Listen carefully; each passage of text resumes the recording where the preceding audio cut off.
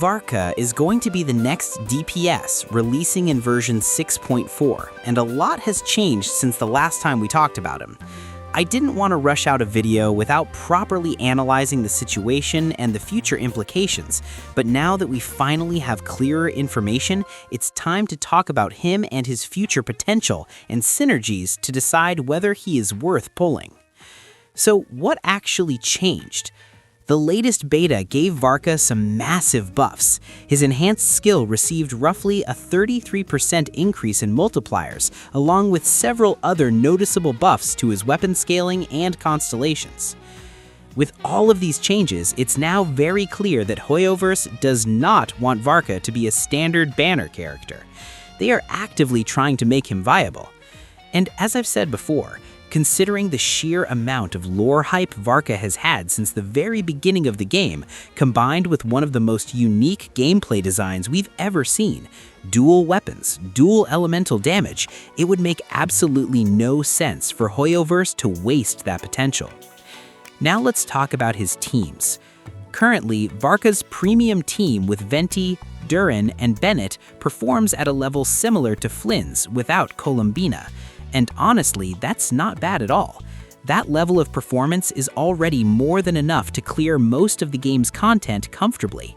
And just like Flynn's eventually received Columbina, Varka is also expected to receive another major buffer in the future, Nicole, which will very likely push his damage even higher. If you want a full, in-depth breakdown of Varka's kit, make sure to check out the dedicated video already on the channel. Now, coming back to the bigger picture.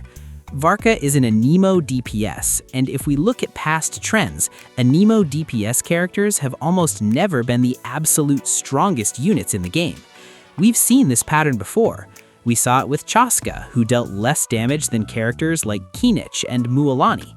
We even saw it earlier with Wanderer, who, despite massive lore relevance and hype at release, was still outperformed by units like Nilou and Alhaitham. That said, both Wanderer and Chaska were still very solid units. They could clear all content without issue. And more importantly, these characters were never designed to be pure damage monsters.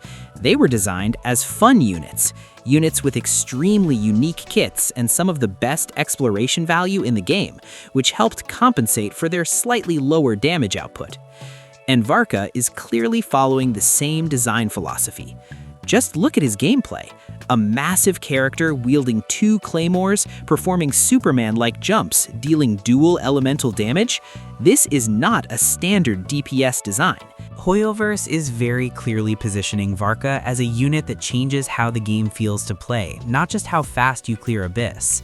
And while endgame content is important, and even I personally focus heavily on endgame, many players care just as much about exploration, unique gameplay, and overall enjoyment.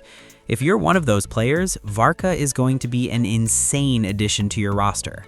We'll talk about his pull value properly in a moment, but before that, quick reminder, we're currently running an 11K special giveaway, so make sure to participate. All the details are in the description.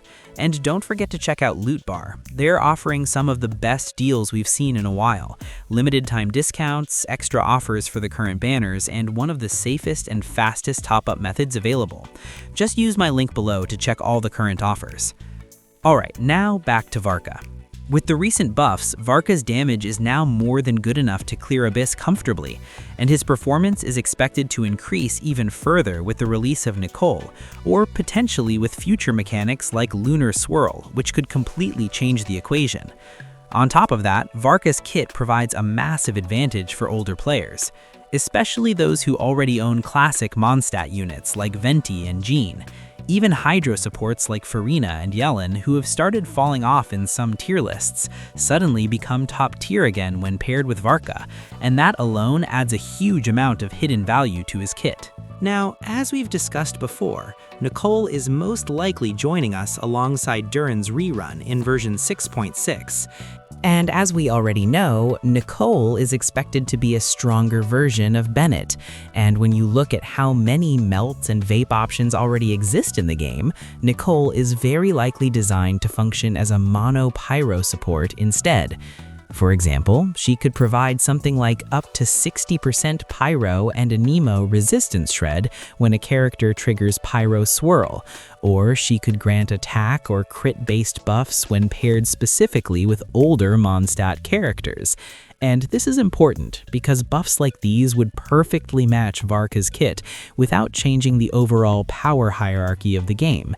In other words, these buffs could be designed in a way that does not further strengthen already broken melt or vape teams like Mavwika, but instead activate only under very specific conditions.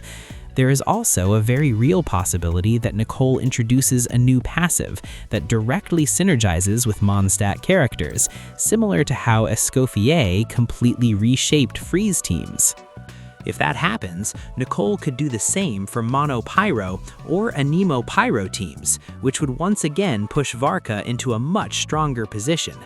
And if we're being honest, past trends clearly show that Hoyoverse almost always releases the support first and then sells the DPS afterward through synergy. We saw this with Amelie before Kinich, Escoffier before Skirk, and more recently with Lauma and Inefa. In Varka's case, he already has Venti receiving kit changes that perfectly support him, alongside Durin, who is already one of the strongest general supports in the game.